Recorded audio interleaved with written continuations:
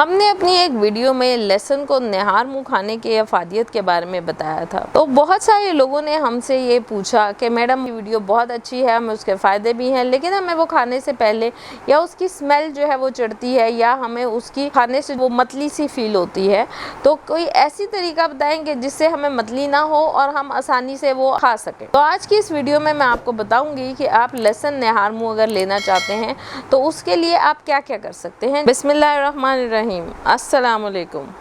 मेरा नाम शफक बुशरा है और मैं हूँ कंसल्टेंट न्यूट्रिशनिस्ट क्लिनिकल डाइटिशियन यानी कि माहिर ग़िज़ाइयात, और आप देख रहे हैं आपका अपना चैनल सेहत ज़िंदगी। सबसे पहले आप क्या करेंगे कि आप लहसुन को सिरके के अंदर भिगो देंगे, तो वो ना सिर्फ ये कि वो फर्मेंट हो जाएगा बल्कि उसका वो जो खट्टा टेस्ट होगा उसकी वजह से लहसुन का जो अपना तीखापन है वो थोड़ा सा कम हो जाएगा और आपको वो मतली वाली फीलिंग नहीं आएगी। फिर अगर लहसुन को आप ऐसे ही निगल लेते हैं चबाए बगैर, तो वो भी पानी के साथ आप ले लें तो आपको उससे मतली या दिल ख़राब होने वाली बात नहीं होगी।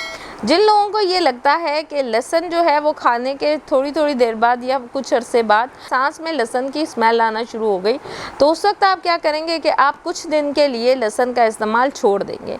लहसुन एक ऐसी चीज़ है कि जब उसकी कमी आपके जिस्म में होती है तो फिर आपके मुंह से बदबू हरगिज़ नहीं आती, लेकिन जैसे ही उसकी ज़्यादती होना शुरू होती है तो फिर उसकी स्मेल जो है वो आपके मुँह से आना शुरू हो जाती है। तो मैं आपको रिकमेंडेड डाइटरी अलाउंसेस बता रही हूँ कि आप मैक्सिमम 1 से 2 जवे रोज़ाना के अगर ओरली लेते हैं तो वो नहायत मुफीद हैं। इसको आप सेब के सिरके में, सफ़ेद सिरके में या जो भी सिरका आपके पास अवेलेबल है उसके अंदर भी डाल के इस्तेमाल कर सकते हैं।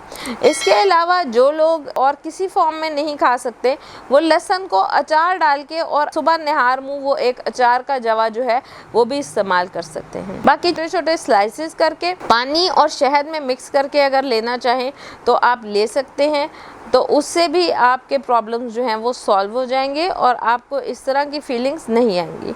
शुक्रिया।